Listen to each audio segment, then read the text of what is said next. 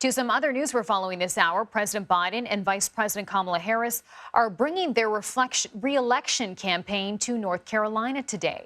President Biden narrowly lost the state to Donald Trump back in 2020, and it's expected to be another highly competitive race this November. CBS News campaign reporter Aaron Navarro is in North Carolina awaiting the president and the vice president's arrival there. Aaron, thanks for joining us. What are you expecting to hear from Biden and Harris today as they make their general election pitch to voters in North Carolina?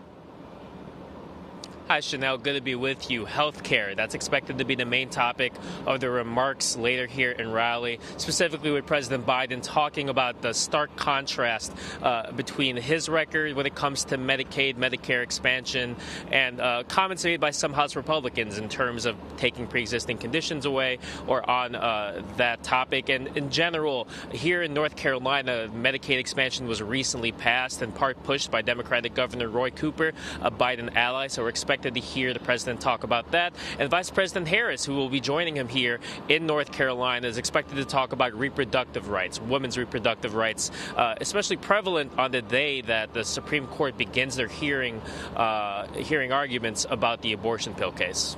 Aaron, why is North Carolina expected to be just so competitive this election? This was the closest state in terms of a Trump victory in 2020. He won by just over 1 percentage point. Democrats feel optimistic that they can flip it this time because of the changing demographics, not just when it comes to certain ethnicities coming in, but in terms of younger people coming from more Democratic-leaning states. And Democrats have also cited Mark Robinson. That's the Republican gubernatorial candidate that's made some polarizing comments, controversial comments in the past that they think will bring Democrats out to vote up and down the ballot this November. And, I just want to bring in some data here. In the North Carolina Democratic primary, more than 12% of voters supported a no preference option. Then in 2020, Biden, we know, lost the state to Trump by less than just 2 points. So what does he need to do here, Biden, to close the gap?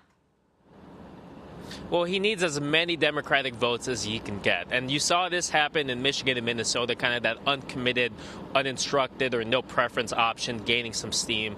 And it's really being led by progressive, younger voters that Biden will need in his column if he wants even a chance to flip this state in November. And that's why you're seeing the Biden-Harris campaign. They put out a memo this morning lumping in North Carolina with the battleground state of Georgia as their battlegrounds of the South, noting the investments they're making here in terms of advertising, in terms of time spent, as they're looking to shore up that support on the Democratic base, as you mentioned, and then persuade those more moderate, independent Republicans in the suburbs around areas here like Raleigh. Okay, a key race we'll keep a close eye on. Aaron Navarro, thank you.